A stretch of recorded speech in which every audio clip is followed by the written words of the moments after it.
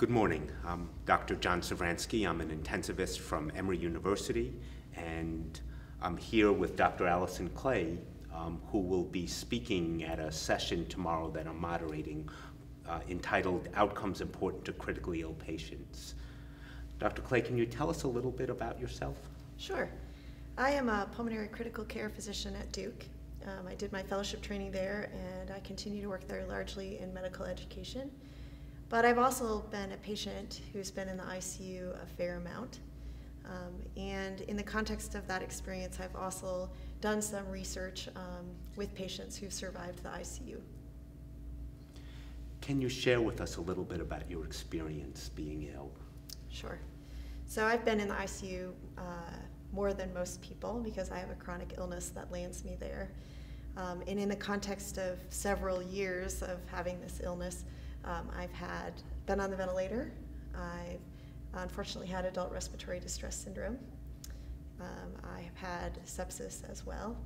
And I've struggled through a lot of surviving the ICU periods of time that have been quite challenging. And I hope to share that experience during this session. You've been on both ends of the stethoscope. Can you share with us whether you think that was helpful or a detriment as a patient? Sure. So it's a tough question. I think in some cases it makes me a more forgiving patient, or I need less patient education than some patients might need. For example, one time I was awake and paralyzed, which was terrifying, but I knew which drugs had been given when I was intubated and why I received those drugs, and that might have made me understand that situation a little bit better than most patients. At the same time, I also know what things we work on all the time in the unit, things we're doing to reduce hospital-acquired infections or getting patients mobile. I know what the best care can look like, and I think at times that makes me particularly critical of colleagues who are doing the best to care for me. So I think that aspect is somewhat challenging in terms of being on both sides of the stethoscope.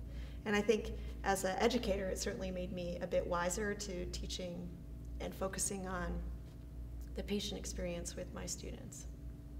Well, I very much look forward to your talk tomorrow, which will end the session and will provide a patient perspective in addition to the physician perspectives on this very important topic. Thank you for the invitation to come.